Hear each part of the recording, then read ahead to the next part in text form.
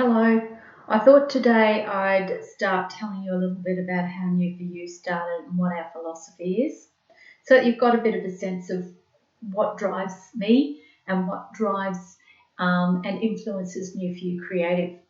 It started when I found that I was close to burnout with my job. Busy, working long hours, loved it, totally committed to it, really passionate about it. And I realised that if I kept going the way I was not only going to burn out, I was actually avoiding a lot of the things that were going on in my life. So I took some leave, and from the leave, I then left my full time work. And then, of course, I found I was at home. My husband's working, I'm sitting at home, and I started to do some soul searching, some real soul searching, rather than avoiding it by keeping myself busy during the day. And I found that I really didn't know what I wanted to do. I knew that I wanted to do something, but I didn't know what it was. I wanted to find my tribe, but I didn't know who my tribe was. I wanted to start being creative, but I didn't know how to be creative. I wanted to connect with people who are in the same situation I was in, but I didn't know how to connect with them. So I didn't know. I just was incredibly frustrated, felt very disempowered, just didn't know what I was doing. So I started going to little workshops. I did different things, and I did a lot of creative workshops. I did a lot of sandal making, mosaicing, weaving, whittling. I did a bit of this and a bit of that and everything in between. And I still couldn't find my niche. And in the end, and I really envied my friends or people I knew who were creative, who had found the particular medium and they were excelling in that. And I'd look at them and go, why can't I find what I want? And in the end, I realized that I wanted to have a business. I wanted to sell stuff. I wanted to be creative, but I'm also one of those people that have to be absolutely perfect. If I'm going to do something, it has to be perfect first time.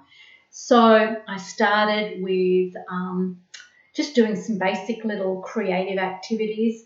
And I found that because we were on a bit of a tight budget, because by that stage we were on one wage, I had to be really careful with my resources. Like when I did the shoemaking course, to invest in the leather and the knives and all the equipment to make shoes would require a lot of money. And I also realised that a lot of the workshops I'd gone to, A, required a lot of money to invest in the tools, and B, none of the workshops actually empowered me to be able to go away and do it totally on my own.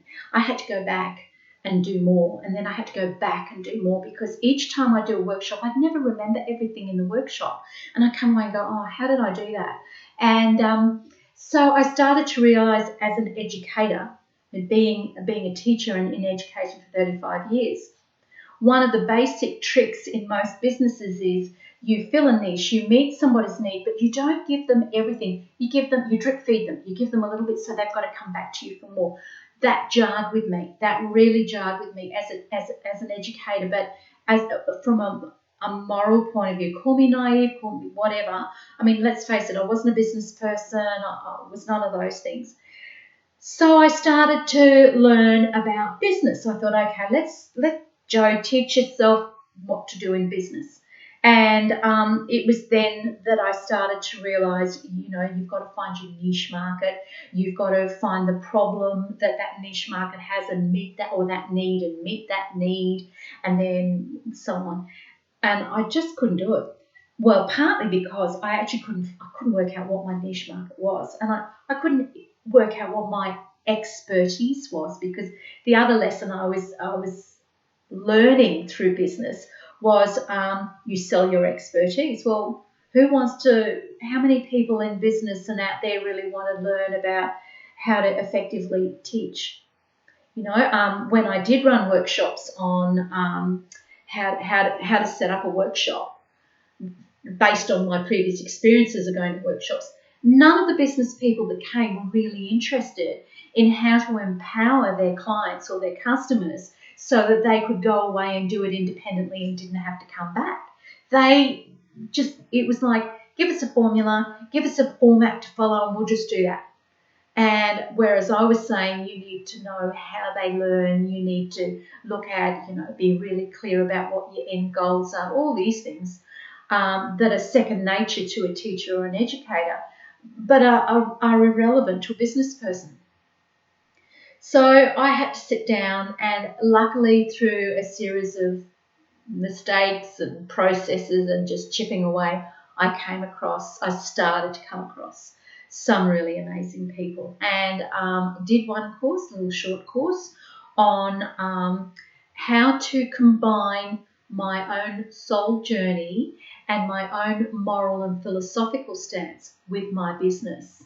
And it didn't necessarily marry with the popular and apparently successful business models that were out there, but I had started to realize I didn't care. So my philosophy, and the one that I'll mainly talk about today, is honesty. And I figured that if I was going to be true to myself and true to what I really wanted to do, I had to be honest. I had to be honest about myself, and I had to be honest about my products, and I had to be honest with my clients and my customers. So that's meant that as I've evolved and I've started now to use bioresin to recycle in my material, the bioresin is not necessarily the most environmentally friendly product. It's a plastic. And that jars with my whole philosophy about being kind to the planet and to the environment. But in the journey, I've come across a bioresin that is 77% plant-based. It's not the easiest to work with.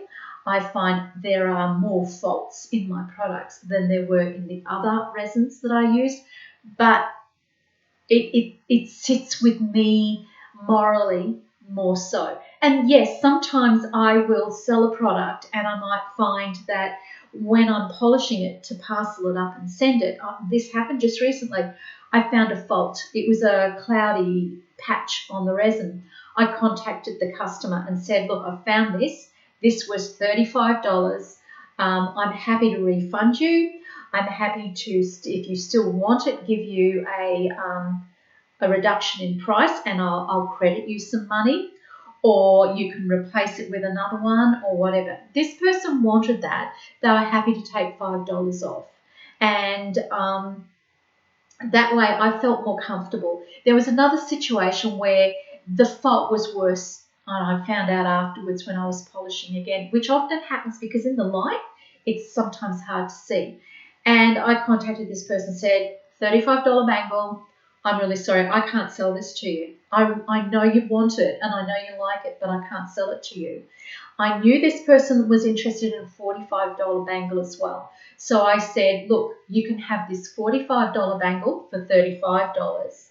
And if you still like this other faulty bangle, it's wearable. It was just that for me, there was the fault and I had to be honest about it. You can have this for free.